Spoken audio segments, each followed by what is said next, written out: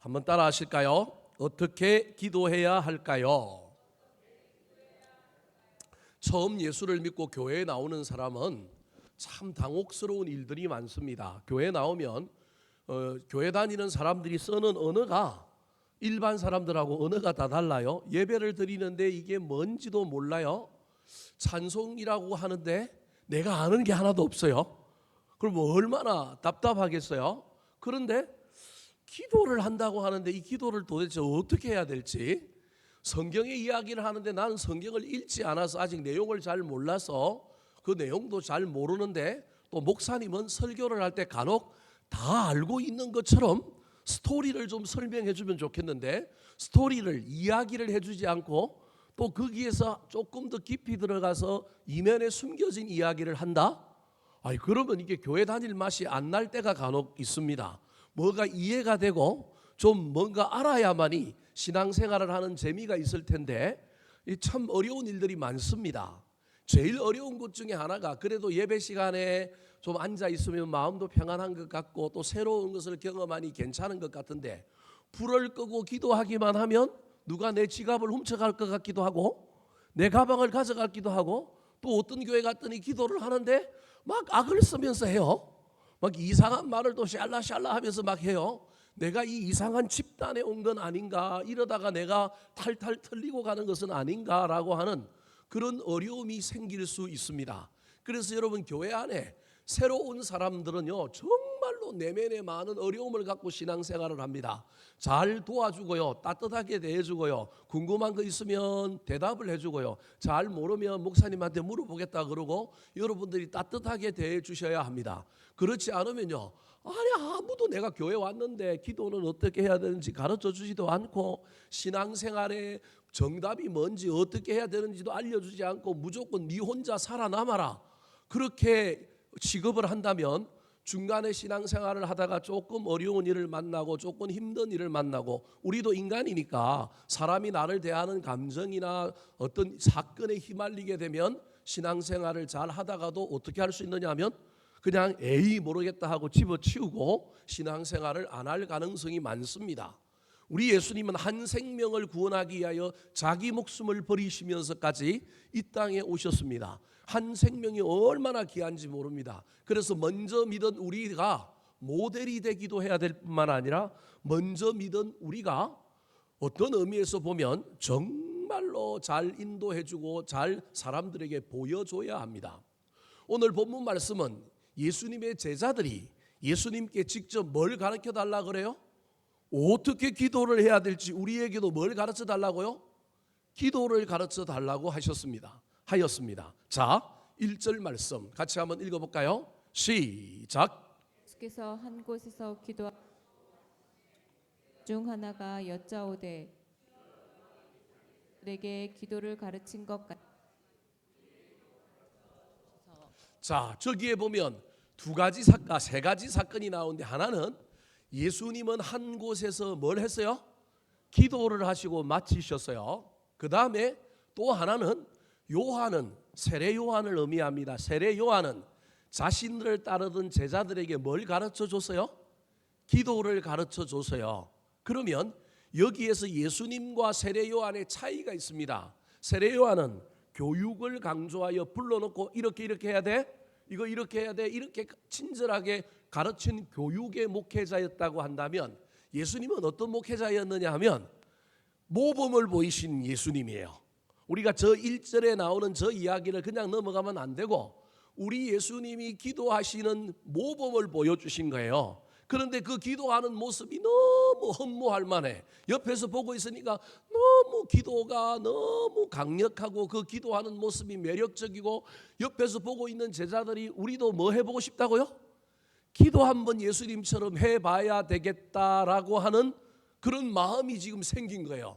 그래서 제자들이, 예수님의 제자들 중에 절반 이상은 누구의 제자들이었느냐 하면 세례 요한의 제자들이었는데, 노선을 바꾸어서 세례 요한으로부터 보라 세상 죄를 지고 가는 하나님의 어린 양이라고 하는 예수 그리스도가 메시아다라고 하는 그 예언을 듣고 우르르 다 누구에게로 몰려왔느냐 하면 예수님에게로 몰려온 분입니다.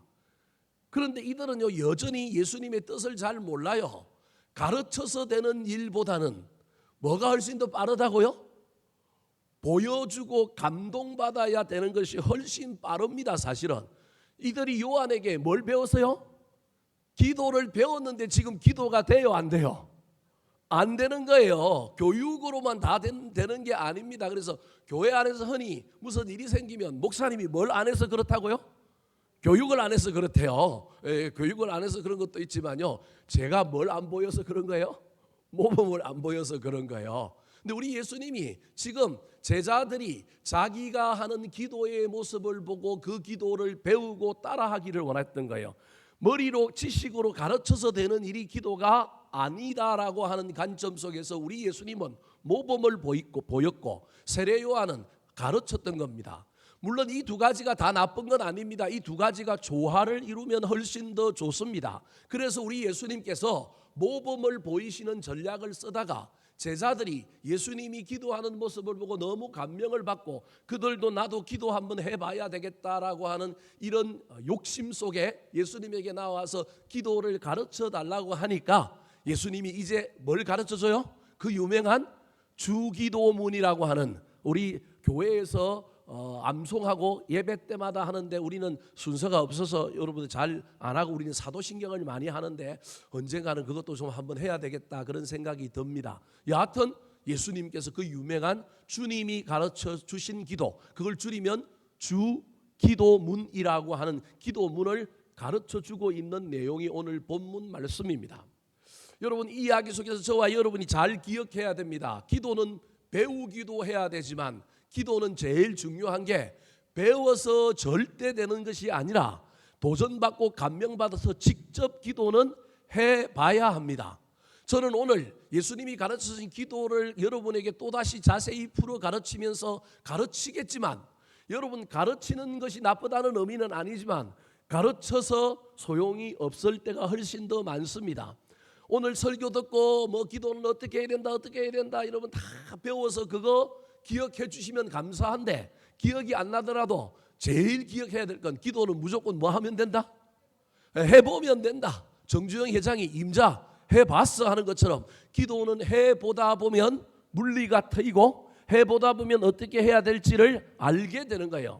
처음에 삼부능선을 넘기가 힘들어요. 왜냐하면 모르고 기도하니까 얼마나 어려워요. 그런데 어느 정도 딱 지나면요 기도는 가르쳐 주지 않아도 기도는 어떻게 해야 되는지를 알게 됩니다. 거기에다가 기도의 내용과 본질이 무엇이어야 되는지를 배우고 깨닫고 나면 이것이 합쳐지면 엄청난 놀라운 일들이 일어납니다. 야구 선수들이 하루의 배틀을 경기하기 전에 하루의 배틀을 또는 경기가 끝나고 난 다음에 좀 실력이 적거나 실력이 떨어졌거나 자신들의 한계를 느끼면 또 숙소에 가서 또 야간 연습을 해요.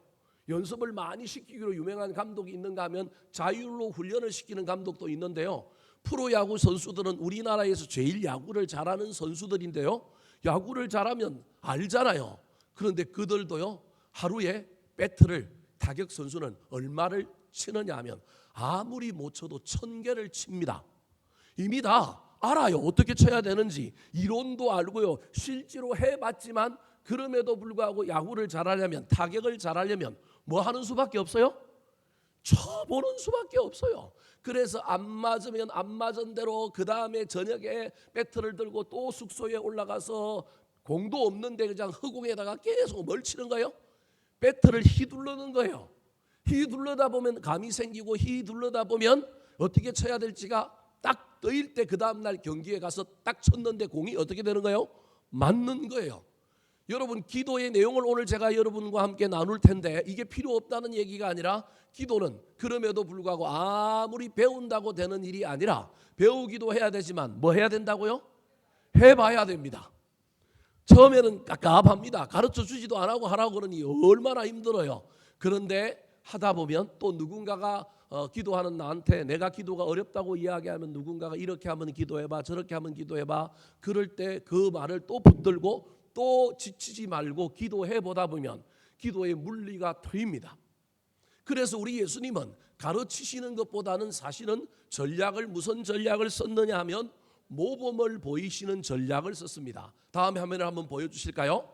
자, 기도의 모델이 되신 우리 예수님의 이야기가 신약 성경에 엄청나게 나옵니다. 제가 몇 가지만 골라본 겁니다. 우리 주님은요, 새벽에도 뭐 하셨어요? 그 새벽 기도의 창시자가 누구라고요? 우리 대한민국이 아니에요. 세계 어디 가도 새벽 기도하는 나라는 없어요. 어느 나라밖에 없어요? 우리나라밖에 없어요. 아프리카에서 새벽 기도 배우려고 저 명성교회가 새벽 기도로 유명하거든요. 매년 하거든요. 근데 그 배우러 왔다가 배우 갔는데 아프리카에 갔는데 돼요, 안 돼요? 안 됩니다. 안 된다니까요. 유일하게 조금 따라오는 나라가 있는데 동남아에서 새벽 기도가 그래도 조금 되는 나라가 어느 나라냐면 베트남입니다. 베트남 사람이 우리나라하고 조금 닮아서 부지런해요. 그들은 아침이 몇 시부터 시작하느냐 하면 6시부터 시작합니다. 학교가 아침에 몇 시부터 시작하느냐 하면 7시, 6시에 모든 학교들이 뭐 하느냐 하면 시작을 해요. 왜요? 더우니까. 그래서 빨리 오전에 수업 끝내고 다 뭐 하는 거예요? 집에 가는 거예요. 그래서 아프리카, 동남아, 베트남은요, 뭐 우리처럼 뭐 2부제 수업을 지금 하는 지역들이 있긴 있어서 또 오후 2시쯤에 시작해서 저녁 8시, 뭐 6시, 7시까지 우리 옛날 공부했던 것처럼 인구가 많았을 때처럼 그렇게 가능하는 나라도 있는데 대체로 베트남 사람들은 아침부터 일이 시작됩니다. 그래서 아침부터 밥을 집에서 안 합니다. 다 어디 가서 사 먹어요? 가다가 길바닥에서 뭐 하나 먹고 가요? 쌀국수 하나 먹고 가는 겁니다. 이게 그래서 베트남 사람들은 거의 집에서 밥을 안 해 먹고 다 밤에도 야밤에도 어디서 사 먹고 가느냐 하면 바깥에서 사 먹고 가고 사 먹고 가는 게 부담되지 않으니까 어떻게 해요? 싸요. 베트남 가서 사셔도 됩니다. 엄청 물가가 싸대요. 그래서 그 베트남에 있는 그 여자들이 한국에 시집 왔는데 한국에 그래도 제일 잘 적응하고 제일 부지런한 사람들이 베트남 사람들이다. 뭐 다른 나라 사람들 중에도 부지런한 사람은 나라의 국민성과 상관없이 부지런하지만 일반적으로 볼 때 베트남 사람들이 한국 사람들하고 가장 맞고 어떤 의미에서 좀 일찍 일어나고 새벽 기도도 베트남에 수출을 했더니 그래도 되는 거예요. 4시에 일어나서 새벽 기도하고 바로 아침을 뭐 하는 거예요? 시작을 하는 거예요. 그래서 현지 베트남 교회에 몇 개 교회들, 부흥하는 교회들은 뭘 하는 교회들이냐면 지금 한국을 닮아서 새벽 기도를 하는 교회들이 현재 부흥하고 있다. 그런 소식들이 들려옵니다. 우리 예수님은 새벽에만 기도하신 것이 아니라 언제도 기도했어요? 저녁에도 기도했어요. 때로는 무슨 기도도 했어요? 오늘처럼 철야기도, 우리는 이름을 금요기도회라고 바꿔서 하지만 옛날에는 금요일에 하는 기도를 무슨 기도회라 그랬어요? 심야기도회 또는 철야기도회라 그랬잖아요. 그래서 심야기도회, 철야기도회는 반드시 몇 시를 넘겨야 돼요? 12시를 넘겨야 돼요. 그래서 심야기도에 붙여놓고 12시 이전에 가면 그거 헛방이에요. 심야기도 안 한 거예요. 12시를 넘고요. 개인적으로 남아갖고 12시 되면 교회에서 기도하다가 또 어디 가요? 산에 갔잖아요. 옛날에는. 요즘 산기도 가는 사람들 있어요. 밤에. 밤 무서워서 못 갔고요.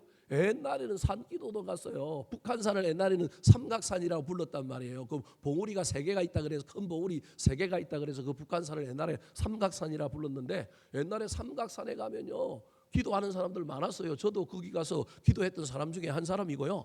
신학교 다닐 때는요 저 강진구에 제가 다녔던 신학교가 있는데 그 뒤에 무슨 산이 있느냐면 아차하면 올라가는 아차산이 있어요.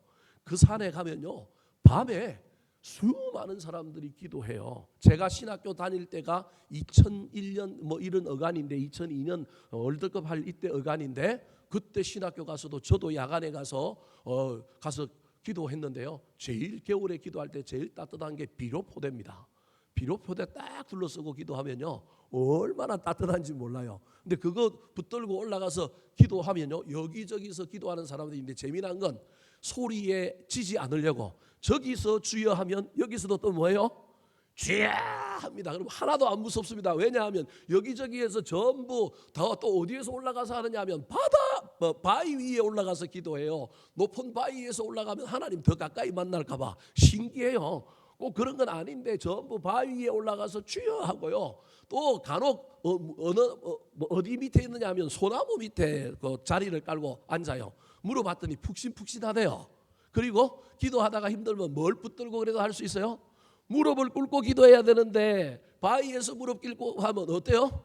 힘들잖아요. 그래서 왜 소나무 밑에 있었는지를 알겠어요. 저도 해보니까 간혹 일어나야 되는데 그냥 일어나면 좀 그렇고 뭐 붙들고 기도하면 다리도 좀 덜 아프고 좀 간절해 보이는 게 있어서 잠시 잠깐 무릎을 세우고 일어나서 뭘 붙들고 기도해요? 소나무 붙들고 기도해요. 근데 지금은 아차산에 올라가면 기도하느라고 소나무 붙들고 보다도 아줌마들이 낮에 산에 올라가고 배치기 덩치기 하는 바람에 소나무가 훨씬 더 많이 벗겨져 있다는 전설 따라 삼천리의 이야기가 있습니다. 오늘날 참 기도가 약해졌다. 저만 봐도 알 수 있습니다. 우리 예수님은 밤이 맞도록 기도했고요. 시간을 따지지 않았어요. 장소도요. 우리 주님은 산에서도 기도했고요. 들에서도 기도했고요. 심지어 어디에서도 기도했어요? 무덤에서도 기도했어요. 이거 재미나지 않습니까? 그러니까 우리 주님은 성경에서 제자들에게 우리는 잘 모르지만 뭐의 모범을 많이 보여주신 거예요? 기도하는 모범을 많이 보여주신 거예요. 혼자서도 기도했지만 대중들 앞에서 기도하셨어요. 오병이어의 기적을 행할 때도 뭐예요? 기도하시고 행하잖아요. 병자들을 고치실 때도 명령하셔서 하시기도 하지만 때로는 뭐 하시고도 기도하셨어요? 뭐 하고도 고쳤어요? 기도하고. 그냥 말로 고치기도 하지만 우리 예수님은 어떤 때는 눈에 진흙을 바르고 눈이 먼 명인을 기도할 때 우리 주님께서 그 앞에서 눈에 진흙을 바르고 난 다음에 기도하시고 고치시기도 하고, 그 다음 하면 넘겨주실까요? 또 우리 주님은요 뭐 하시면서도 기도했어요? 그것도 며칠 하셨어요? 40일. 제가 이거 따라 하려고 하다가 제가 죽을 고비를 넘기고 절대 저는 하지 않습니다. 여러분 하셔도 됩니다. 근데 조심하셔서 하시고요. 제가 해보니까요, 저 남양주 구리시 넘어가다 보면 동전 터널, 마치 터널인가, 그 터널 위에 백봉산 기도원이라고 하는 기도원이 있었어요. 지금도 아마 있을 텐데 그 왕십리 교회 기도원인데 제가 그 기도원을 또 자주 갔었어요. 천마산 기도원하고 그런 기도원을 자주 갔는데 제가 백봉산 기도원에서 40일 금식을 작정하고 갔는데요. 3일 되니까 막 오락가락하고 힘들었어요. 근데 3일을 잘 넘겼어요. 그리고 또 7일 되니까 고비가 또 오는 거예요. 이게 뛰쳐 그냥 나가고 싶은 거예요. 뭐 다른 생각, 주님 생각 안 나고요. 뭔 생각만 나요? 배고프다 먹을 거 생각만 나는 거예요. 여러분 죄송합니다. 솔직하게 이야기합니다. 아니 주님 생각이 나고 말씀이 떠오르고 이래야 되는데 이게 금식을 하는데 이게 금식이다 보니 주님 생각은 안 나고 한 7일쯤 되니까 그 산 위에서 내려다보면 시내가 보이거든요. 저기 내려가고 내가 뭘 좀 사 먹어야 되겠다, 이런 유혹이 막 찾아오면서 그만두고 싶은데요. 그래도 제가 7일까지는 넘겨봤습니다. 그런데 10일 하고 딱 그만뒀습니다. 이러다가는 뭐 하겠다? 죽겠다, 하나님께 죄송합니다 하고 하산했습니다. 그리고 난 다음에 그 이후로는 장기간 금식하는 것, 뭐 하루에 한 끼, 제가 3끼 다 먹던 사람인데 한 끼, 2끼 금식하고 또는 뭐 한 2, 3일 금식하는 이런 금식은 하고 기도도 해봤지만 장기간 금식하는 건 내 생에는 이건 힘들다, 주님 용서해 주십시오 그러고 저는 포기해버렸습니다. 그런데 우리 주님은요 심지어 40일을 뭐 하셨어요? 금식했는데 우리 주님은 마귀의 유혹을 어떻게 해요? 이겼다니까요. 40일 금식하고도 얼마나 힘들까요? 그런데 이겼단 말이에요.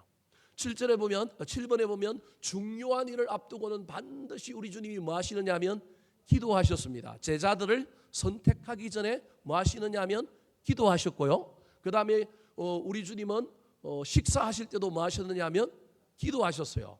그 다음에 우리 주님은 중보 기도도 많이 하셨어요. 요한복음 17장은 우리 예수님이 십자가에 돌아가시기 직전에 제자들과 제후 만찬을 하시는 날에 우리 주님이 기도를 길게 해요. 오늘 우리 노예의 법리 재판 세미나가 있어서 제가 오늘 거기 가서 사회를 보고 거기 왔는데, 최근에 올라온 안건 중에 하나가 교회에서 문제가 생겨가지고 갈등이 일어났는데 그 갈등 중에 하나가 장로님하고 목사님하고 갈등이 있는데, 장로님이 기도를 하는데 몇 분을 했느냐 하면 17분을 해버렸대요. 의도적으로. 우리 장로님들 17분 하지 마세요. 3분 이내로 해주세요. 17분을 해버렸대요. 그래서 그 목사님을 따르는 교인이 이 장로님을 고발을 한 거예요. 무슨 행위로? 예배 방해 행위로. 근데 총회재판부에서 난감한 거예요.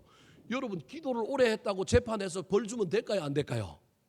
그건 말이 안 되잖아요. 기도를 오래 했다고. 물론 의도가 목사님을 방해하고자 17분을 한 건 알겠지만 그래도 기도를 했잖아요. 근데 그 기도의 내용이 뭐 목사님을 까거나 또는 뭐 교회를 까거나 막 이런 건 아니고요. 정말로 기도를 어떻게 한 거예요? 17분을 한 거예요. 그래서 이 재판국에서 이걸 판결을 해야 되는데 이거 어떻게 해야 될까?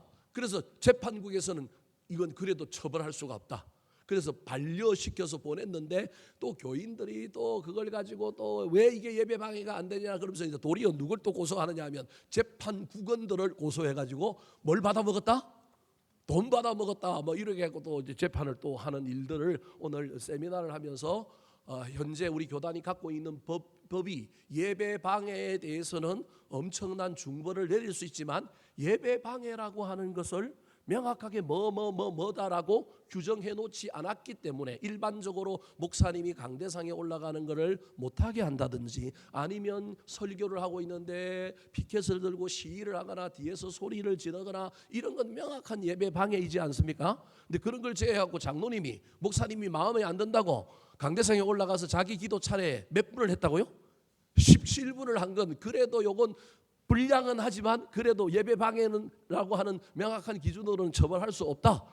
그렇다고 이걸 악용하면 안 되고요. 정말로 이건 정말로 우리가 생각하기에 서로 말도 안 되는 일인데 요즘 교회가 얼마나 시끄러우면 이런 일까지 있는 거예요. 여러분 기도에 대해서 우리 주님은 얼마나 많은 모범을 보이셨는지 모릅니다. 우리가 기도할 때요. 여러분 착각하면 안 됩니다. 기도는 뭐가 아니라고요? 설교가 아닙니다. 잘 기억하셔야 됩니다. 기도하시는 분들 기도는 뭐가 아니라고요? 설교가 아닙니다. 기도는 교인들 들으라고 하는 게 아니고 누구 들으라고 한다고요? 여러분 이걸 잊어버리면 안 됩니다. 기도함으로 내가 사람들을 책망하거나 내가 기도함으로 연설하려고 하면 안 됩니다. 기도는 누구 들으라고 하는 거라고요? 하나님 들으라고 하는 거예요. 그래서 사실은 이 앞에서 대표 기도하는 건 옳지 않아요. 어디를 보고 기도해야 돼요? 마이크를 여기 놓든지 해중석에 놓고 어디를 보고 기도해야 되느냐 하면 앞을 보고 기도하는 게 훨씬 더 성경적입니다. 우리는 하나님이 요 앞에 있다고 생각하지 않고 어디 있다고 생각하는 거예요. 그래도 여기 있다고 생각하니까 하나님을 보고 하나님께 드리는 기도니까 하나님께 해야 되지 않겠습니까? 근데 어쩔 수 없이 우리가 문화 속에서 대표 기도를 여기 올라와서 강대상에서 해중을 보고 기도하다 보니 기도자가 나도 모르는 사이에 지금 기도를 하는 게 아니라 설교할 수도 있고요. 기도하다가 그건 누구만 아느냐면 자기만 알아요. 물론 해중들도 알지만 기도를 듣는 사람들이 기도 들으면서 이것 봐라 기도하는 게 아니고 저거 설교하고 있네. 우리 교인들이 다 판단해요. 모르는 것 같지만 다 또 기가 막히게 또 다 알아요. 그래서 여러분 기도할 때 올라가는 사람은 반드시 기도해야 돼요. 다짐하고 가야 돼요. 나는 누구를 위하여 바라보고 기도하리라? 내가 하나님을 향하여 기도하리라. 나는 내가 기준으로 사람을 책망하거나 그렇게 기도하지 않으리라. 그 마음 가지고 기도하셔야 됩니다. 그래야만이 그 기도가 하늘에 상달되는 기도일 것입니다. 심지어 우리 주님은요 인생의 마지막 때 십자가 위에서도 뭐 하셨어요? 기도하셨어요. 한 번은 자기 영혼을 부탁하는 기도, 한 번은 사람들을 용서하는 기도. 그것도 기도를 몇 번 하셨느냐 하면 한 번은 중보기도, 우편에 달린 강도를 위하여 오늘 네가 나와 함께 뭐에 있을 거다? 나그네 있을 거다. 우리 주님은 십자가 위에서도 한 번만 기도한 게 아니라 몇 번 하셨다고요? 3번. 죽음 직전에도 뭐 하신 분이냐 하면 3번이나 기도하신 분이에요. 그래서 알고 보면 우리 예수님은 실제로 모델로 제자들이 예수님의 하는 모습을 보고 뭘 배우기를 원하신 거예요? 기도를 배우기를 원하셨던 거예요. 그런데 이 제자들이 오늘 본문에 예수님의 이 모델을 보고도 배우지도 않고 도리어 또 지식적으로 가르쳐 달라고 했고 배우기도 했는데 여러분 그 이후의 제자들의 모습은요 변화산에 올라갔는데 예수님은 변화되어 기도하다가 변화되신 거예요. 기도 안 하면 변화가 안 되는 거예요. 예수님은 기도를 깊이 하다 보니까 변화돼 가지고 누굴 만나요? 구약의 모세를 만나고 엘리야를 만나는데요. 제자들은 뭐 하고 있어요? 자다가 깨보니 신비한 모습을 보고 난 다음에 베드로가 여기가 조사원이 뭘 짓겠다고요? 초막셋을 짓겠다는 거예요. 여러분 베드로가 거기서 기도에 실패한 모습을 사실은 보여주고 있는 거예요. 실패한 모습을 보여주고 있으니 자기 흥에 취해서 일하는 사람, 하나님의 뜻이 무엇인지를 모르고 일하는 사람. 그래서 일만 잘한다고 되는 게 아니라니까요. 그래서 베드로는 일 잘하는 사람인데 무슨 일을 하려고 하느냐, 여기다 뭘 짓겠다고요? 초막셋 짓겠다라는 거예요. 이게 핀도가 틀린 거라니까요. 기도 안 하면요 엉뚱한 일을 하는 거예요.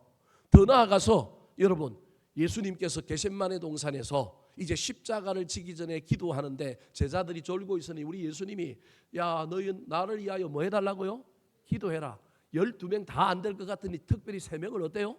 뽑아서 가요. 이 사람들은 기도할 수 있겠다. 그래서 돌 던질 만한 거리에 좀 간격을 두고 제자들 앉혀놓고 나를 위하여 기도해라 그랬는데 와보니 졸고 있고 와보니 졸고 있고 몇 번이나 졸고 있어요? 3번이나 졸고 있잖아요. 그러니까 여러분, 이론으로 배워서 기도가 절대 완성된다 안 된다? 안 된다. 기도는 체험이다. 물론 체험 속에 그 체험이 발전하고 더 공고해지려면 이론이 필요하지만 기도는 이론으로 되지 않는다. 오늘 제가 이론을 가르칠 텐데 여러분, 이 이론을 잊어버리라는 얘기가 아니라 이 이론을 들으면서 여러분 기도를 많이 하셔야 됩니다. 한국 교회의 문제는 기도가 적은 문제요. 오늘날 목회자들의 문제도 기도가 적은 문제이기 때문에 저를 비롯하여 우리 모두는 다 기도의 분량을 늘리고 기도하는데 최선을 다해야 할 것입니다. 이 해야 된다, 해보자라고 하는 이 말씀을 기억하면서 그럼에도 불구하고 오늘 제자들이 예수님에게 기도를 가르쳐 달라고 했는데 우리 예수님은 그 기도를 어떻게 하라고 가르쳤을까요? 이번 주 오늘과 다음 주에 2주에 걸쳐서 이 기도의 내용을 한번 살펴보려고 합니다. 자, 예수님께서 가르치신 기도 방법 첫 번째 기도 따라 하시겠습니다. 아들이 아버지께 하는 기도. 아들이 아버지께 하는 기도. 첫 번째로는 기도하는 자가 어떤 태도와 마음으로 기도해야 되느냐 하면 아들이, 딸이 누구한테 기도하는 것처럼 하라고요? 아버지께 말하는 것처럼 기도하라는 겁니다. 자, 2절 말씀 같이 한번 읽어볼까요? 2절 시작. 예수께서 이르시되 너희는 기도할 때 이렇게 하라. 아버지여 이름이 거룩히 여김을 받으시오며 나라가 임하이시며. 2절에 예수님께서 가르쳐 주신 기도의 중요한 내용 3가지가 나오는데 첫 번째 내용이 뭐냐 하면 아버지여입니다. 여러분, 이게 왜 중요하냐 하면 우리의 기도의 대상이 누구인지를 명확하게 알고 기도해야 되는 거예요. 아까 대표 기도할 때 우리의 기도의 대상이 회중이 아니라는 거예요. 우리의 기도는 누구한테 하는 거예요? 하나님 아버지께 하는 거예요. 마태복음에도 주기도문이 나오는데 마태복음과 누가복음의 차이는 마태복음에는 뭐라고 기록하고 있냐 하면 하늘에 계신 우리 아버지여라고 기록해 놓는데 오늘 누가복음에는 뭐라고 기록하고 있냐, 앞에 걸 다 빼고 뭐라고 기도하고 있어요? 아버지여. 둘 다 의미가 있습니다. 하늘에 계신 우리 아버지여라고 할 때 하늘에 계시니 모든 걸 다 들어주시는 하나님, 하늘에 계시니까 우리 아버지, 최고의 아버지, 이런 의미가 있는데 흔히 하늘에 계신 우리 아버지여라고 할 때 그 하늘이 붙으면 우리는 그런 의미보다는 하나님은 우리와 달라, 좀 엄하신 분, 좀 우리와 다르신 분이기 때문에 조금 거리감이 느껴지는 거예요. 그래서 누가복음에서는 뭘 뺐다고요? 하늘에 계신을 뺀 거예요. 하늘에 계신을 빼고 뭐라고 부르냐면 친근감을 드러내기 위하여 뭐라고 하고 있느냐면 그냥 뭐라고 불렀다고요? 아버지여라고 부르는 거예요. 그래서 기도가 안 되면요, 여러분 그냥 마음에 가득 손을 담고 뭐만 부르면 돼요? 아버지 하면 그게 기도예요. 아버지 했는데 그 기도 안에 기도의 내용이 사실은 다 들어있어요. 그냥 주문하듯이 아버지 하면 안 들어가 있는데 내 마음이 간절하여 내 마음에 소망을 담고 정말로 안타까운 마음으로 정말로 간절한 마음으로 아버지만 해도 그게 뭐라고요? 기도예요. 여러분, 기도가 안 되면 아버지만 외치십시오. 아니 진짜입니다. 제가 여러분이 장난처럼 이야기하는 게 아니고 기도의 제일 1순위는 뭐라고요? 아버지입니다. 아버지. 우리의 기도의 대상이 누구냐 하면 하나님 아버지라는 거예요. 그런데 이 아버지라고 부를 때는 대상은 하나님이다라고 하는 의미를 넘어서서 이 아버지는 나하고 어떤 아버지냐 하면 친밀한 아버지. 이 아버지는 나하고 관계가 좋아서 뭐든지 들어주시는 아버지. 내가 가서 말하면 다 받아주는 신뢰가 되는 아버지라고 하는 의미가 이 안에 있는 거예요. 어린 시절에 아버지와 자녀의 관계가 어려우면 자녀들이 나이가 들고 철이 들어서 아버지가 불쌍해지기 전에는 자녀들과 아버지의 대화가 어렵습니다. 그래서 생전 자녀들과 아버지, 특별히 아들과 아버지가 나이가 들어도 전화통화 잘 못하고요, 대화도 잘 못하는 경우의 집안이 흔합니다. 어릴 때 관계가 형성되지 않았기 때문에 그렇습니다. 이미 다 늦어버린 분들 많을 거예요. 어쩔 도리가 없어요. 지금 늦어버려가지고. 저도 초창기에는 참 엄한 아버지 중에 하나였습니다. 고치고 지적하고 문제 해결하고. 근데 목사가 되고 어느 정도 나이가 들면서 이제 제가 좀 개가천선을 해가지고 애들한테 어떻게 하면 좀 품어주고 어떻게 하면 잘 대해줄까 그러니 요즘 애들이 엄마가 물으면 그냥 짧게 대답하는데 저한테는 와가지고 자신들의 진로, 자신들의 얘기를 합니다. 그래서 엄마한테는 전화를 하는데 전화하는 내용을 들어보면 뭐 자기의 진로나 자기의 뭐 내용을 이야기하는 건 하나도 없고요.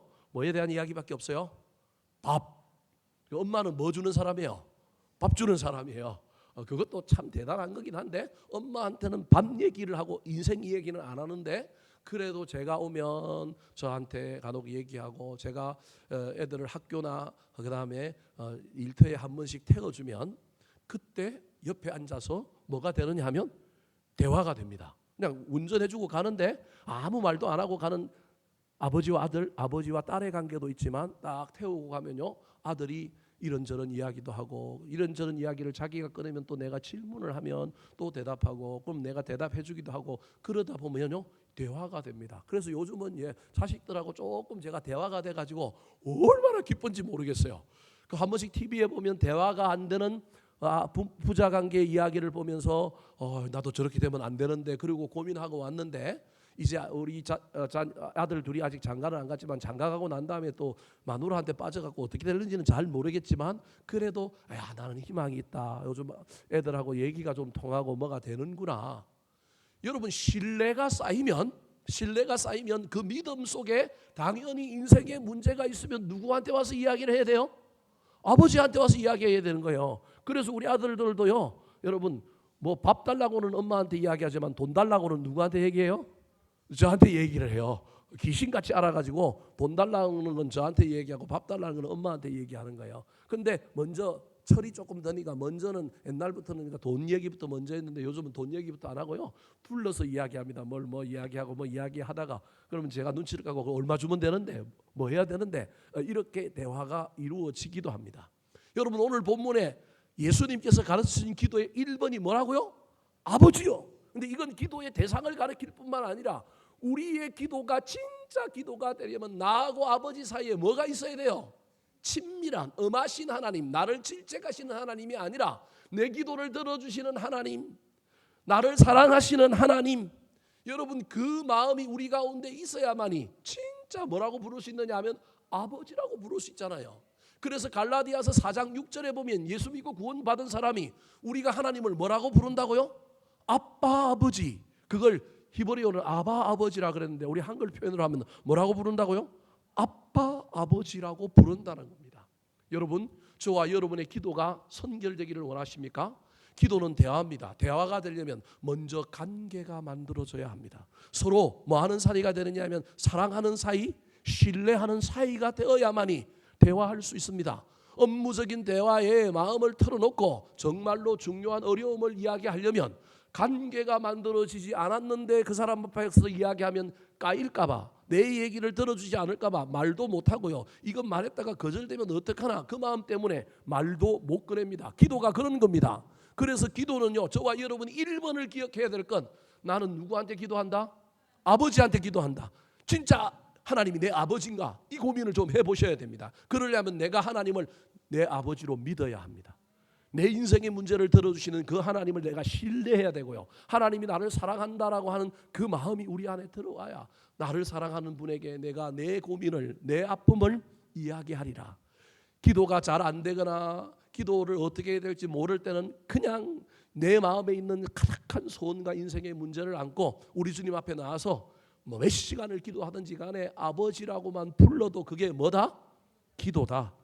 이걸 잘 기억하셔서 저와 여러분이 기도하려면 관계가 회복돼야 되고 관계가 신뢰가 있어야 되고 관계가 기대가 돼야 되는데 여러분 말해놓고도 잊어버리면 그건 기도가 아닙니다. 부모가 자식에게 나와서 부모와 자식 관계가 신뢰할 만하고 자식이 부모한테 뭐라고 얘기했는데 잊어버리는 부모는 없습니다. 그리고 자식이 부모를 신뢰하는데 부모한테 뭐라고 요구했는데 아버지가 안 주시고 대답을 안 하시고 좀 있으면 왜 그럴까? 그리고 눈치를 살피고 왔다 갔다 하고 여러분 기대하고 기다립니다. 근데 아버지가 아닌 하나님께 기도하면요, 기도해놓고 내가 뭔 기도했는지 뭘 한다고요? 잊어버립니다. 여러분, 그게 아버지가 아니기 때문에 기도가 그런 겁니다. 내 아버지면 우리 아버지 내 기도를 그렇게 까실 분이 아니야. 무슨 이유가 있을 텐데 그게 뭘까? 그래서 귀를 기울이고 우리 주님의 음성이, 하나님의 음성이 들려오기를 우리가 기도하고 난 다음에 기다리고 살피지 않겠습니까? 그게 진짜 인격적인 아버지와 아들이 대화할 때인 것처럼 저와 여러분이 하나님 아버지라고 부르며 기도할 때에 선결 조건 중에 하나가 내가 하나님을 사랑해야 이 아버지라고 부르며 기도를 신실하게 할 수 있구나. 내가 하나님을 진짜로 믿어야 되는구나. 혹시 응답이 내려오지 않아도 우리 아버지 나를 무시하는 분 아니니까, 나를 사랑하시는 분이니까 이유가 있는데 저 이유가 뭘까? 기도해놓고 잊어버리지 말고 기대하고 기다리는 저와 여러분이 되기를 예수님의 이름으로 축원합니다. 두 번째, 예수님께서 기도를 가르쳐 달라고 하신 제자들에게 뭐라고 기도를 가르쳐 주셨을까요? 따라 하시겠습니다. 하나님의 영광을 위한 기도. 하나님의 영광을 위한 기도. 자, 기도의 대상은 분명히 하나님입니다. 그 하나님을 신뢰하고 그 하나님을 믿고 그 하나님이 나를 사랑한다는 걸 전제하여 우리는 기도해야 되지만, 기도의 내용에 반드시 저와 여러분이 해야 될 것은 그분을 칭찬하고 그분을 높이는 것을 빠뜨리면 안 됩니다. 대화를 할 때도요, 상대방이 뭘 요구하려면 좀 직설적으로 할 때도 있지만, 아주 친하거나 그러면 정말로 직설적으로 가지만 대부분은 어떻게 해요? 너 안부도 묻고요, 너 어떻게 지내냐, 너 오늘 옷 잘 입었더라 부터 시작했어요. 뭔가 좀 칭찬을 하고 해야 되지 않습니까? 여러분, 하나님과의 기도도 마찬가지라는 겁니다. 하나님과의 기도에 직설법으로 급하니까, 내 문제가 급하니까 우리 하나님 앞에 본론으로 기도하기도 하지만, 여러분 그 기도 너무 자주 하면요, 들어주시는 분도 기분이 나쁩니다. 아무리 친한 친구더라도요, 직설법으로 들이대고 처음부터 안부도 묻지 않고 나한테 맨날 돈 구워달라 그러면 한두 번은 빌려주겠지만 계속 그러면 예의가 없고요, 계속 그러면 저게 나를 물주로만 생각하나? 저게 나를 어떻게 생각하나? 여러분 그러지 않겠습니까? 그래서 대화와 기도는 공통점이 많은데, 기도할 때 저와 여러분이 아무리 급하고 우리 인생의 문제가 많을지라도 기도 안에 하나님을 높이고 하나님을 찬양하고 하나님을 칭찬하는 걸 빠뜨리면 된다, 안 된다? 안 된다. 그게 오늘 본문의 두 번째 예수님이 가르쳐 주신 기도의 내용입니다. 자, 2절을 다시 한번 읽어볼까요? 시작. 예수께서 이르시되 너희는 기도할 때 이렇게 하라. 아버지여, 이름이 거룩히 여김을 받으시오며 나라가 임하시오며. 두 번째가 이름이 거룩히 여김을 받으시오며. 그러면 받는다라고 하는 것은 누군가가 올렸다는 얘기 아닙니까? 올렸으니까 뭐 하는 거예요? 받은 거예요. 그럼 뭘 올렸느냐 하면, 오늘 본문에는 거룩이라고 하는 단어가 나왔는데, 저 거룩이라고 하는 단어를 쉽게 바꾸면 칭찬, 영광, 찬양, 찬송이라고 하는 단어로 바꿀 수 있습니다. 왜 그러냐 하면, 우리 하나님의 품성 중에 제일 좋은 품성이, 우리 하나님은 어떤 분이에요? 거룩하신 분인 거예요. 그래서 하나님의 이름, 아버지의 이름이 거룩히 여김을 받는다라고 하는 말은, 여러분 우리가 어떤 부모 밑에서 태어났는데, 여러분 부모의 이름이 영광을 누리려고 한다면, 부모의 이름이 거룩히 여김을 받으려고 한다면 자식이 어떻게 살아야 돼요? 잘 살아야 돼요. 잘 산다는 말은 꼭 출세해야 된다는 말만 아닙니다. 출세하면 더 좋겠지요. 세상적으로는 내가 출세하면, 내가 똑똑해지고 내가 어떤 자리에 올라가면 네 집 아들이냐 그러잖아요. 그래서 여러분 시골에 가면 간혹 뭐가 붙어요? 플랜카드가 붙잖아요. 누구 집에, 어느 동네 누구 집에 아들 이번에 사법고시 합격했습니다. 공무원이 되고 어디에 들어갔습니다. 뭐 그러잖아요. 저도 옛날에 고등학교 다닐 때 육군사관학교 시험을 쳐갖고 합격이 됐어요. 육군사관학교 시험을 쳐갖고 합격이 됐는데 뭐만 남았느냐면 신원조회만 남았어요. 그 신원조회가 추석 이후에 이제 나오는 거예요. 그 시험도 보고요, 그 다음에 체력 테스트도 하고요, 면접도 보고요. 제가 저 태릉에 육사에 가가지고 다 3번이나 서울로 올라와가지고 면접을 다 봤어요. 그리고 이제 합격인 거예요. 최종 합격자 명단에 들어갔는데 단 신원조회를 뭐 해야 된다고요? 통과해야 된다는 거예요. 뭐냐면 신혼조에 걸릴 게 없으니까 저는 합격한 줄 알았고 그 명단이 학교로도 내려왔고 학교에서는 또 어디로 내려보냈느냐 하면 이제 군에 내려보낸 거예요. 그래서 군수가 마을 이장한테 알려줘갖고 마을에 뭐가 되느냐 하면 경사가 된 거예요. 제가 추석에 대학을 다니다가 고등학교를 통영에서 다녔는데 우리 고향을 내려갔더니 아니 뭐가 붙어 있어요 마을에?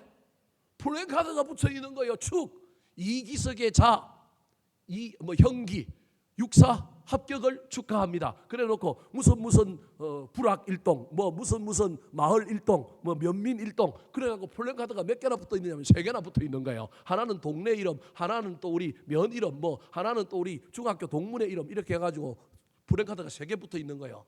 아버지가 너무 좋아갖고 돈도 없는데 뭘 잡았느냐면 그 추석에 돼지를 잡았어요. 돼지 잡아갖고 동네 사람들 전부 불러 모아갖고 동네 그 마당에 버스 정류장이 있는데 그 정류장 앞쪽에 4H 클럽 그 비석 있잖아요. 그거 있고 나무 하나 있는데 속 걸어 놓고 추석에 막 잔치를 베풀었어요. 동네 어른들마다 제 손 잡고 너는 옛날부터 내가 잘 될 줄 알았다. 어른들마다 제 손 잡고 막 칭찬해주니까 기가 살아가고 저는 막 입이 찢어지고요. 친구들도 저한테 와갖고 막 한턱 쏘라 그러고요. 근데 제가 육사 들어갔을까요? 못 들어갔을까요? 못 들어갔습니다. 결론은 못 들어갔습니다. 우리 아버지도 얼마나 슬펐을까요? 돼지 한 마리까지 없는 돈에 잡았는데 얼마나 슬펐을까요? 예? 삼촌이 옛날에 학도병으로 자원해서 갔는데 그 삼촌이 중공군에게 잡혀가지고 포로가 됐는데 포로된 사람들 중에 이게 이제 죽이느냐 살리느냐 이런 협박을 하면서 군인들이 부족하니까 6.25 전쟁 때 군복을 갈아입혀가지고 인민군으로 내려온 거예요. 그런 경우들이 들어 있었거든요. 인민군으로 내려왔는데 인민군 내려와고 또 잡힌 거예요. 잡혀가지고 거제도에 우리 통영 옆에 거제도인데 거제도에 뭐가 있었느냐면 포로 수용소가 있었어요. 그 포로 수용소에 우리 삼촌이 있는데 거제도에도 우리 일가가 친척들이 있거든요. 친척들이 그걸 알고 연락을 한 거예요. 그래서 아버지가 돈을 쓰고 그 지역 사회 사람들 막 이렇게 좀 해가지고 살짝 뭐 해온 거예요.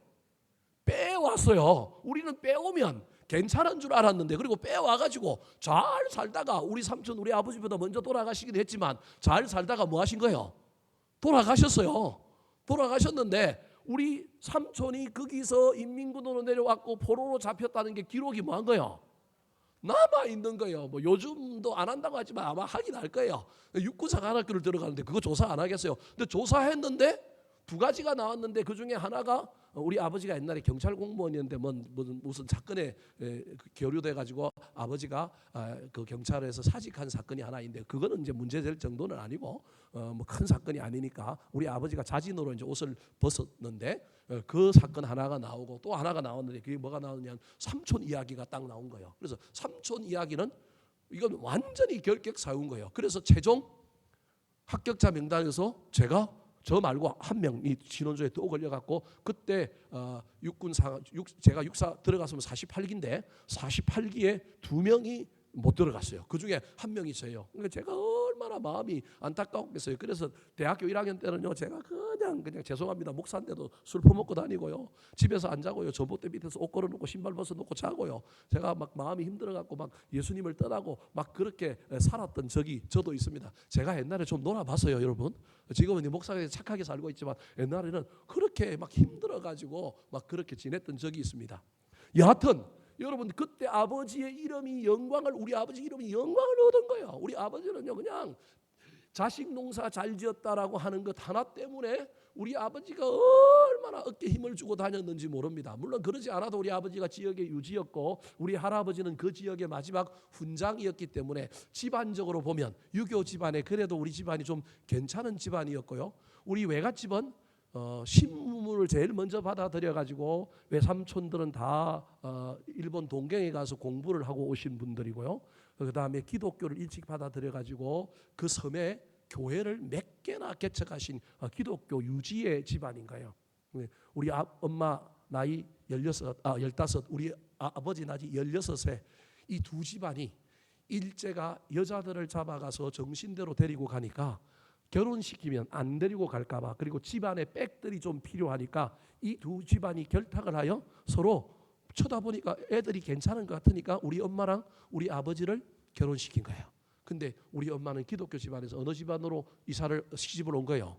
유교 집안으로 왔는데 이 할아버지가 엄청 세신 분이니까 우리 엄마가 신앙생활을 제대로 못하고 젊은 시절을 고생을 많이 했는데 나중에 우리 엄마 그리고 아버지 다 신앙으로 돌아오셔서 예수 믿고 천국 가셔서 얼마나 감사한지 모르겠습니다. 여하튼 제가 지금 무슨 얘기를 제 개인적인 이야기를 자랑하려고 한 게 아니라 여러분 오늘 본문에 예수님이 가르치신 이야기 중에 아버지의 이름이 거룩하게 여김을 받게 해달라고 뭐 하라고요? 기도하라는 거예요. 그 말은 두 가지인데 하나는 우리가 하나님의 이름은 거룩합니다라고 칭찬을 하고 하나님께 영광을 돌리면 된다는 거예요. 영광을 돌리는 방법이 우리가 하나님을 찬양하고 우리가 하나님을 높이는 방법도 있지만 또 다르게 내가 올바른 거룩한 예배자, 내가 올바른 거룩한 삶을 삶으로 말미암아 세상 사람들이 나를 보고 너희 하나님은 거룩하신 분이다라고 하는 여김을 받게 하면 되는 거예요. 그 방법이 세 가지인 거예요. 영광을 돌리는 방법은 세 가지인데 하나는 하나님을 칭찬하는 것, 또 다른 하나는 우리 하나님 칭찬하면 우리 하나님 기분 좋잖아요. 또 다른 하나는 내가 하나님 아버지를 닮아서 거룩하신 하나님 아버지처럼 거룩한 뭐가 되면 돼요? 예배자가 되면 신앙인이 되면 되는 거예요. 또 다른 하나는 나를 보고 다른 사람들이 야, 네 보니까 너희 아버지 대단하다. 너 누구 닮았느냐 하면 너희 아버지 닮았다 함으로 세상 사람들이 하나님의 이름을 거룩하게 여기면 된다라고 하는 말이 두 번째 기도인가요? 여러분 이 내용을 다 잊어버려도 좋습니다. 뭐 세 가지 방법을 제가 알려드렸는데 이걸 좀 더 다르게 얘기하면 저와 여러분이 기도할 때 여러분 내 소원이 입에 목구멍까지 차 있고 내 문제가 너무 급하더라도 여러분 할 수만 있다면 돌아서 가셔야 됩니다. 기도할 때 지나온 날들을 되돌아보면 하나님 날 구원해 주셔서 감사합니다. 오늘 아침까지 살게 해주셔서 감사합니다. 별의별 이유도 좋습니다. 어떤 이유라도 우리 하나님을 좀 뭐 하시면 돼요? 칭찬하시고 높이시기 바랍니다. 하나님의 품성을 그리고 저와 여러분에게 있는 감사할 내용들을 감사하시면서 이거 누가 하셨다고요? 하나님이 해주셔서 감사합니다. 우리가 부모님들에게 다른 사람에게 감사 영광을 돌리고 그러면서 내가 뭘 부탁하면 이분이 또 해주실 마음이 있지 안 해줄 마음이 없지 않겠습니까? 그래서 기도에도 반드시 이 원리가 들어가야 합니다. 친밀함으로 들어주실 것을 믿고 아버지 부르고 나아갈 뿐만 아니라 두 번째로는 하나님께 뭘 돌리자고요? 영광을 돌리자고 감사하고 찬양하고 우리 주님을 높여드리면 그 다음에 우리가 부탁하는 기도의 내용은 술술술 풀릴 수 있다.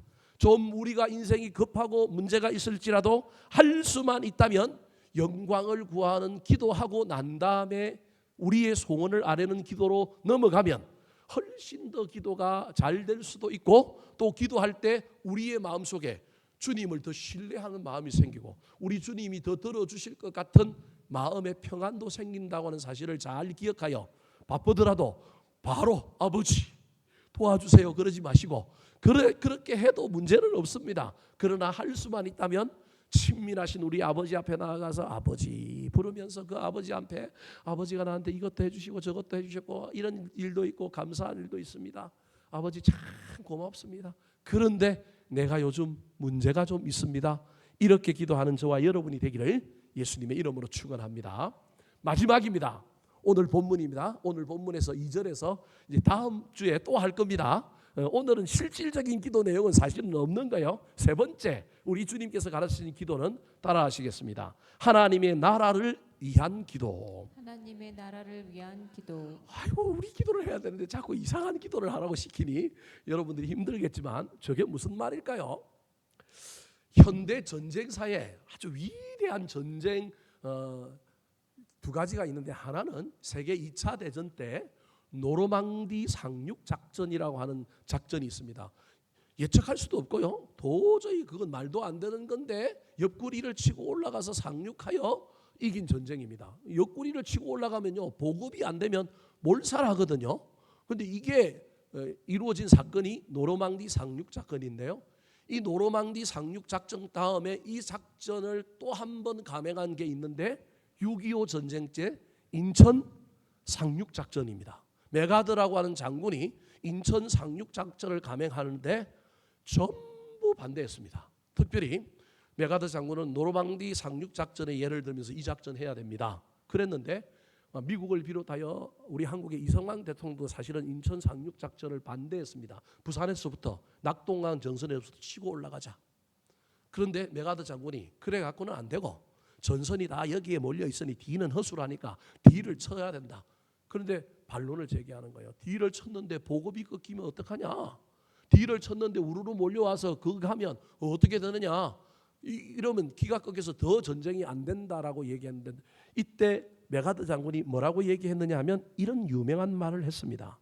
아무도 예측할 수 없는 불가능한 시도가 도리어 성공을 가져올 수 있습니다. 도전해야 합니다. 그러면서 그분이 뭐라고 하냐? 그분이 유명한 기독교인이고 그 기도문 중에 메가더 장군이 아들을 위한 기도라고 하는 기도가 유명한 기도가 있는데요. 이분이 뭐라고 얘기했냐면 성경에 나오는 전쟁의 역사를 보면 하나님만 함께 하시면 안 되는 일도 뭐 한다고요? 된다.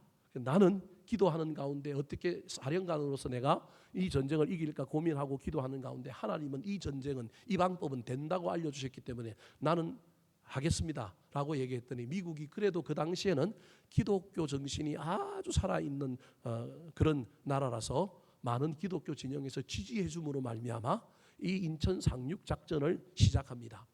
6월 25일 날 6.25 전쟁이 일어났는데 여러분 9월 20일 날 인천에 상륙을 했습니다. 물때를 잘 맞춰가지고 그때 등대 하나를 먼저 점령하고요. 그런 바람에 인천으로 상륙했는데요. 인천으로 상륙했던 사람들이 군인들이 서울에 들어오는데 얼마 걸리느냐 하면 8일 걸립니다. 8일 9월 28일 날 서울에 입성을 합니다. 서울에 입성할 때 여러분 서쪽에서부터 오잖아요. 서울에 입성할 때 제일 난간 중에 하나의 전투가 어디였느냐 하면 두 가지가 전투가 있는데 하나는 어디냐면 여러분 우리 서울에서 여기서 수색 넘어서 서울로 연세대 앞을 가다 보면요.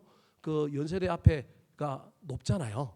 그 고지거든. 연희동 다리 넘어가기 전에 거기가 큰 고지인데요. 거기에 여러분 간혹 가실 시간이 있으면 그 위에 전적비 하나가 있어요. 그 전적비가 인천 상륙 작전이 성공하게 만든 전적비예요. 인민군들이 거기 다 모여가고 서울 들어오는 걸 전부 다 막아서 최후의 전선을 펼친 곳이 바로 그 연희동의 그 고개예요. 그 고개에서 진을 치고 있었는데 그거 못 뚫었으면 서울 수복을 못했어요. 또 하나는 저 파주에 실마리라고 하는 곳이 있는데 그 실마리 전투라고 하는 것이 한국 전쟁사에 또 유명한 겁니다. 제가 이거 공부를 많이 했기 때문에 아는 겁니다. 그리고 저는 전적비 다 찾아가가지고 다 보고요. 이 한국 역사에 이런 것이 있었다. 영국군이 그 파주의 실마리라고 하는 저 위쪽에 지역에서 영국군이 그걸 했는데 지금 가막산 있잖아요. 가막산 출렁다리 있는 데 있죠. 거기에요. 그 실마리라고 하는 곳인데 가막산 출렁다리에 가면 그 비가 하나 있어요. 여러분 출렁다리만 가지 말고 제발 그런 것도 좀 보세요. 그때 영국군이요 거기서 거의 전멸을 해요. 중공군이 서울 인천 상륙 작전이 일어났다는 걸 듣고 후방에 있던 중공군이 서울을 지키기 위하여 대규모의 부대가 내려왔어요. 제가 듣기로는 그때 7만 명인가가 중공군 부대가 내려왔는데 그때 영국군 부대가 700명인가 그래요. 700명인가 부대가 7만 명을 붙들고 싸우다가 그때 영국군 부대가 거의 괴멸을 해요. 그래서 거기 가면 영국군의 전쟁을 이렇게 전적을 알리는 비석이 하나 있어요. 그래서 연희동에서 연희동 전투를 이겼기 때문에 서울을 수복할 수 있었고요. 그 다음에 중공군이 내려오는 걸 막아서 저 파주 가막산 쪽에서 막아줬기 때문에 이 안에 있는 사람 인민군들이 어쩔 수 없이 퇴각할 수밖에 없어서 9월 28일 날 드디어 서울을 수복하고 중앙청에 지금 시청 자리에 중앙청에 태극기, 유엔기, 그 다음에 미국 국기를 3개를 딱 올리고요. 9월 29일 날 그 다음 날 중앙청에서 서울 수복 환도식이라고 하는 걸 합니다. 화면 한번 보여주실까요?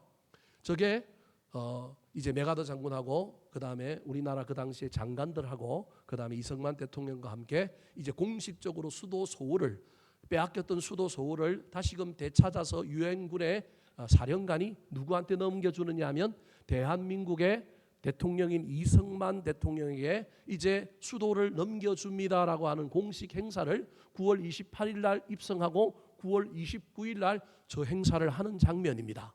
이때 메가드 장군이 이런 유명한 말을 했습니다. 연설을 하는데 대통령 각하, 인류 최대의 기대와 열망을 바탕으로 쌓아왔던 우리 유엔군은 자비로우신 하나님의 보호하심과 은혜로 마침내 대한민국의 수도를 회복하게 되었습니다. 유엔군을 대표하여 오늘 대한민국 수도 서울을 이승만 대통령 각하께 원래의 자리로 되돌려 드릴 수 있게 된 것을 기쁘게 생각합니다. 자비로우신 하나님께서 이승만 대통령님과 모든 공직자들에게 이 어려운 난간을 회복할 지혜와 힘을 주시기를 기원합니다. 그리고 오늘 주 예수 그리스도께서 가르쳐 주신 기도로 오늘 저의 연설을 마치려고 합니다. 하늘에 계신 우리 아버지여, 아버지의 이름이 거룩히 여김을 받으시오며 나라가 임하시오며. 그게 메가드 장군이 마지막 연설에서 이 수도 한도식에 뭘 하고 끝냈느냐 하면 오늘 본문에 나오는 주기도문을 함으로 끝냈습니다. 훗날 왜 주기도문을 하셨습니까? 라고 이야기할 때 이렇게 이야기합니다. 나라가 임하옵시며라고 하는 단어에 꽂혔다라는 거예요. 다시 회복한 이 나라를 누구한테 돌려주느냐 하면 대통령과 한국 정부에 돌려주지만 이 나라가 단순한 국가적인 나라일 뿐만 아니라 이 나라가 하나님 나라가 되었으면 좋겠다. 하나님이 통치하는 나라가 되었으면 좋겠다. 그런 의미로 이 자기의 믿음을 담아서 자기가 연설할 때 이렇게 기도했다라는 겁니다. 그래서 단순히 나라가 회복된 것이 아니라 이 나라가 이 하나님의 나라가 통치되는 나라가 되기를 원한다. 이걸 이승만 대통령이 나중에 깨닫고 여러분 우리나라가 국회가 개헌할 때 그리고 제일 먼저 어디에 손을 얹고 국회 개헌식을 했어요? 성경에 손을 얹고 국회 개헌식을 했고요. 누구를 불렀어요? 목사님을 불러서 우리나라 최초의 국회와 뭐 이런 일들이 진행될 때 그렇게 진행된 거예요. 그래서 우리나라가 여러분 시작한 게 사실은 알고 보면 기독교 국가로 시작을 한 겁니다. 어떤 의미에서 보면 수많은 장관들과 그 당시 모든 정치인들이 거의 개신교 기독교 교인들로 이 나라가 만들어졌고요. 이 나라의 원조가 미국으로부터 왔을 또 이유도요. 그때 미국의 독립군으로 나가 있었던 수많은 사람들이 다 개신교인들이었어요. 그래서 한국을 돕자라고 하는 운동을 미국 정부가 한 게 아니고요.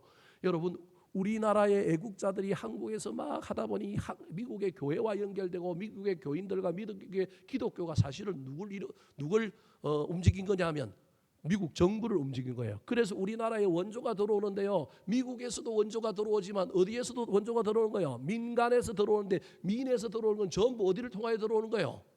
교회를 통하여 들어온 거예요. 수도 없이 미국의 교회가 한국 교회를 왜냐하면 한국 사람들이 그 당시 미국에 와서 미국 교회와 교인들과 신앙생활을 하면서 자기 나라의 아픔을 이야기하고 막 했는데 그 사랑의 정신으로 그 마음을 가지고 한국을 돕자.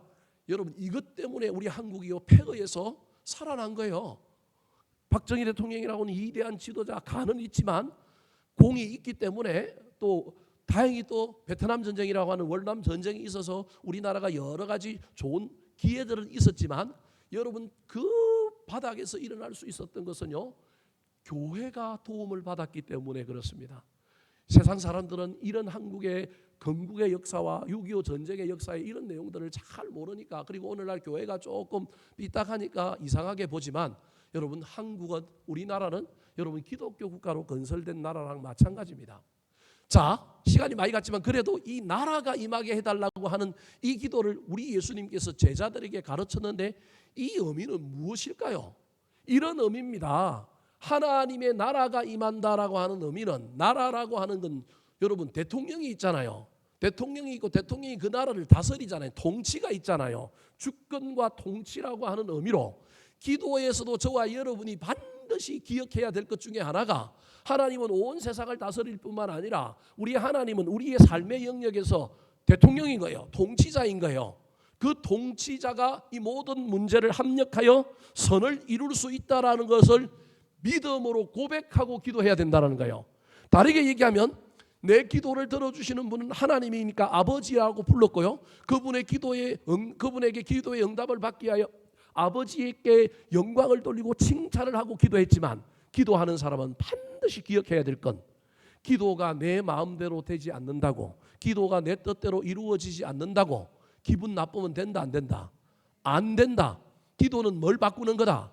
주인을 바꾸는 거다. 그래서 기도할 때 하나님 나라가 임하게 해달라고 하는 기도는요, 하나님의 통치가 이 땅에 임하게 해달라는 넓은 의미도 있지만 그 통치가, 나라가 이 땅에서 이루어지기를 바란다고 할 때 그 땅은 구체적으로 누구예요?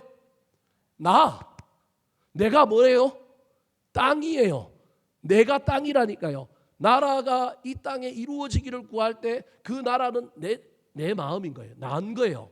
여러분, 이게 무슨 말이냐면 내가 열심히 기도를 했는데 그 기도가 이루어지지 않는다고 하나님은 없고 하나님은 나쁜 사람이 아니라 하나님의 주권 가운데 있기 때문에 우리는 하나님이 no 또는 하나님이 wait 기다려. 그래도 우리는 우리가 한 기도를, 그 결과를 받아들일 수 있어야 한다라는 겁니다.